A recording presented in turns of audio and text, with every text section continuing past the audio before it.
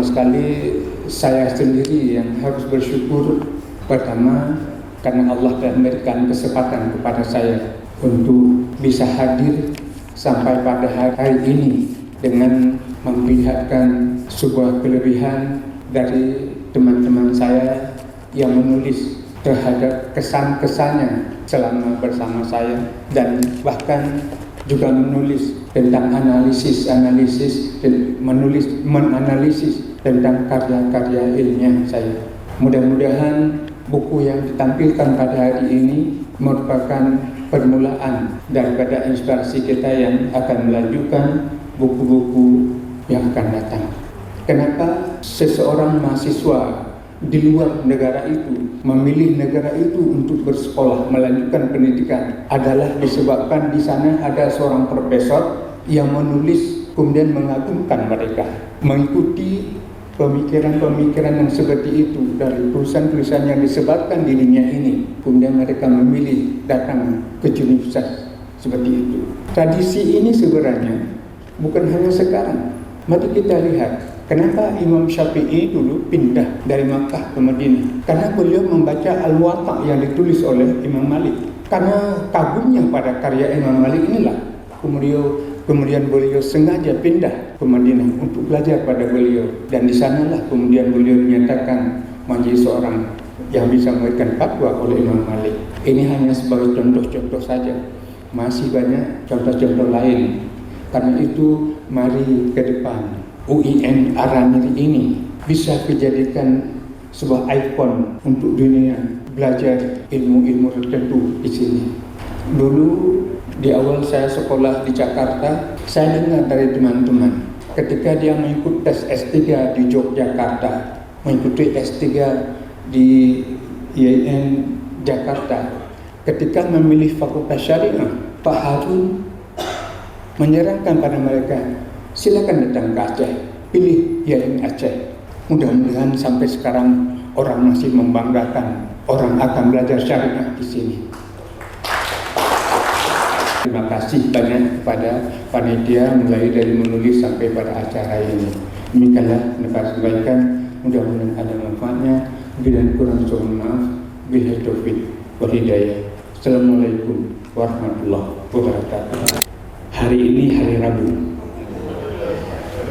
Prof. Hasbi meluncurkan buku. Kita semua menjadi terharu. Ini bukti dedikasi beliau terhadap UIN Araniri kampus beliau.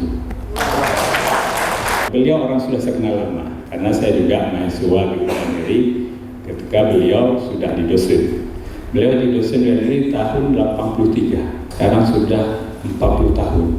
Jarang orang bisa punya masa kerja sampai segitu panjang. Pengabdian beliau, dedikasi beliau untuk lembaga ini selama 40 tahun itu tidak bisa kita ukur. Mau kita timbang pakai apa, nggak bisa. Terlampau banyak jasa yang telah beliau berikan, karena tidak ada yang jasa lebih besar kecuali memberi ilmu ke orang. Harta kita kasih ke orang itu bisa diukur, tetapi kalau ilmu tak terukur. Sedikit kita beri ilmu sehingga orang bermanfaat dan orang bisa sukses dengan ilmu itu, bagaimana mengukurnya? Bayangkan kalau yang menerima ilmu itu banyak orang. 40 tahun Prof. Hasbi memberikan ilmu kepada kita semuanya. Saya termasuk murid beliau. Jadi berarti kan saya kalau setiap berdoa habis salat, saya nggak boleh lupa dengan beliau. Kalau ada muridnya berdoa lupa sama gurunya, itu murid durhaka. Ketika berdoa kan sesudah berdoa orang tua kan kepada guru. Tidak ada orang yang lebih hebat di dunia ini setelah orang tua kecuali guru. Ya kan?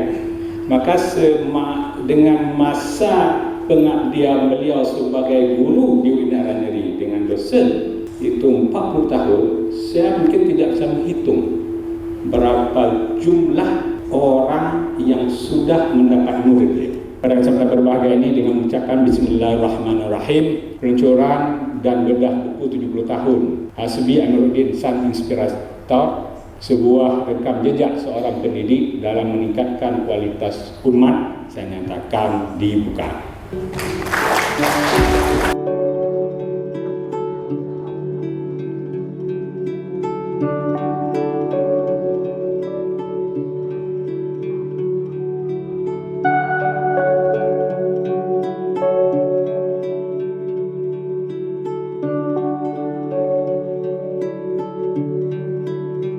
Di S1 di mata kuliah aliran pendidikan modern, saya sangat teringat ketika beliau baru pulang dari McGill.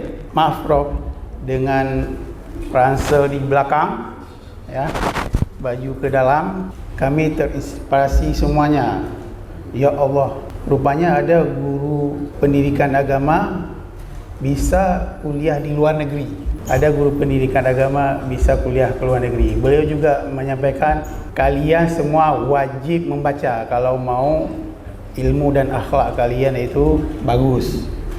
Terinspirasi kepada Profesor Hasbi Amiruddin. Ketika diberikan buku ini ke saya, Bapak dan Ibu, tolong boleh diperhatikan buku ini. Ini buku ini covernya, kapan ini Prof? Ini sangat ganteng nih.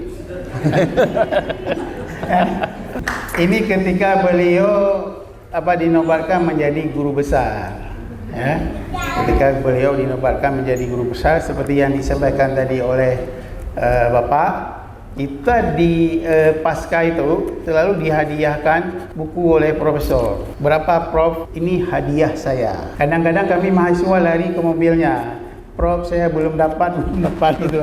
Begitu tulusnya Profesor Hasbi Amiruddin. Sangat kita mengharap, walaupun dalam usia 70 tahun, tolong diabadikan di kampus kita. Harapan kita ke Pak Purek, tolong diabadikan Prof Hasbi Amiruddin di kampus kita. Mungkin itu dari saya, Bapak dan Ibu. Mohon maaf atas segala kekurangan. Bila taufik wal hidayah. Assalamualaikum warahmatullahi wabarakatuh. Kalau ada beberapa orang Pak Yarmen yang itu kalau mereka suruh nggak bisa saya bilang tidak. Pertama Pak Hasbi, yang kedua itu almarhum Prof Min Haji. Mungkin Bapak Ibu kenal, itu Pak Min Haji itu guru saya juga. Yang ketiga Prof Azra, itu juga mentor saya, sudah berpulang juga. Kemudian ada lagi mentor saya di Thailand, namanya Abdus Sabur. Sama kayak Gus Dur itu juga demikian, punya mentor. Kalau kiai itu yang memerintahkan pergi, kata Gus Dur, dalam api pun dia masuk. Di Aceh salah satu orang adalah beliau yang selalu setiap bertemu itu selalu donyo pudet tulih lo. Saya akan mencoba meletakkan sosok Pak Hasbi, Pak Nazar, Pak Jafar dalam pikiran saya. Ini saya sebut dengan the power of Lambaruscape Poros. Ngeri Pak. Jadi sekarang the power of Lambaruscape Poros ini luar biasa dampaknya di Aceh. Kecil mereka bertiga, ada beberapa tokoh lain. Saya ingin membagi, ada satu, saya buat di sini judulnya adalah sejarah intelektual Muslim di Aceh. Karena Poros Lampineng, ada Prof Yusni, Poros Lambaruscape, mungkin ada beberapa lagi, yang mereka itu adalah datang dari kelompok-kelompok ABS, Riawak Blahdi Selawah. Nah, bagaimana latar belakang masyarakat Aceh yang melahirkan sosok-sosok mutiara peradaban Aceh pada hari ini? Saya mengklasifikasikan ada 4. Kelompok yang pertama adalah, saya pakai bahasa Inggris, village based scholars, para sarjana, para cendekiawan, para begawan ilmu yang datang dari kampung, yang mereka adalah para survival. Saya masih banyak mendengar cerita, beberapa guru besar kita di Darussalam itu adalah para pemungut on rumpun. Ya, saya tidak tahu, pokoknya dulu di sana mereka hidup para survival dari kampung keluar baik itu kelompok ABG, Awak Beladih Grute, dan ABS, Awak Beladih Selawah, datang ke sini dari kampung.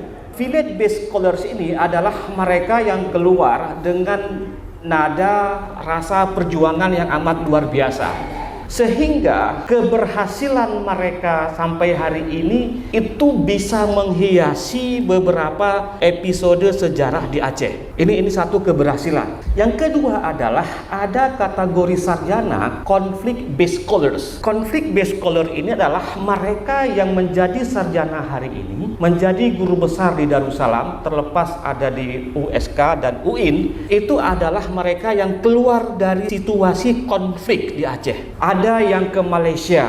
Di Malaysia mereka survivals tanpa ada beasiswa. Jadi mereka kuliah pada tahun 90-an. Jadi mereka pergi ke Malaysia, kebanyakan ke Malaysia, kemudian tanpa menjadi orang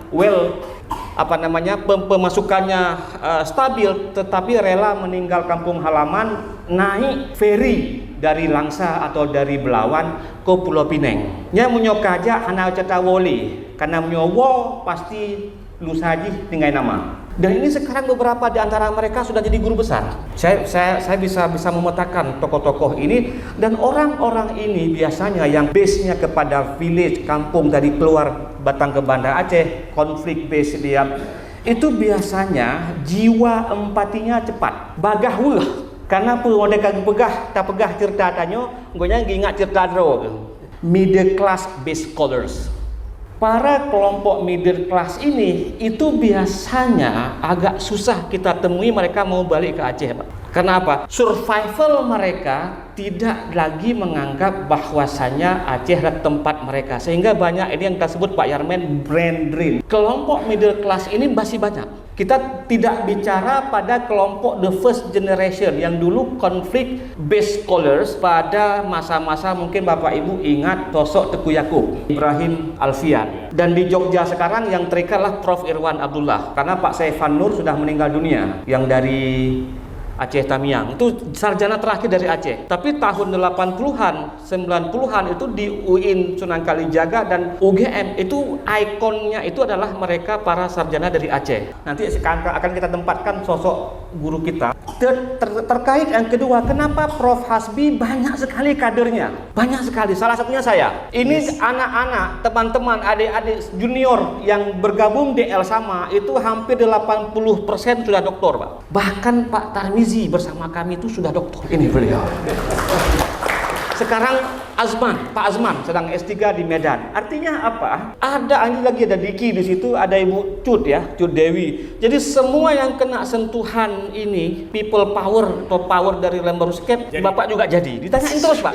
Ada pola saya buat di sini, ada yang beliau kaderi 4 atau 5 kategori. Kategori pertama, beliau-beliau ini para senior kita yang datang dari kampung halaman tahun 80-an, 70-an ke Banda Aceh adalah menciptakan 4 atau 5 kategori kaderisasi. Kaderisasi pertama adalah kaderisasi yang bersifat organisasi. Jadi ketika kita menyebutkan tokoh A, maka kita langsung bisa membayangkan siapa saja binaan dia.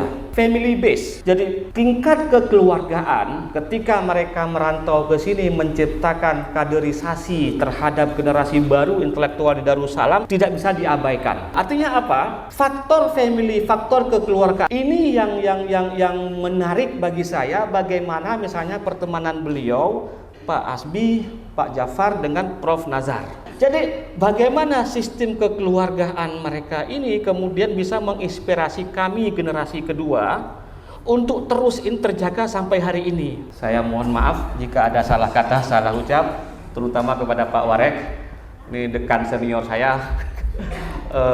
Akhirul kalam, wallahu muwaffiq ila aqwamit thariq, fastabiqul khairat. Assalamualaikum warahmatullahi wabarakatuh. Jika video ini bermanfaat untuk Anda, silakan subscribe, like, dan nyalakan loncengnya.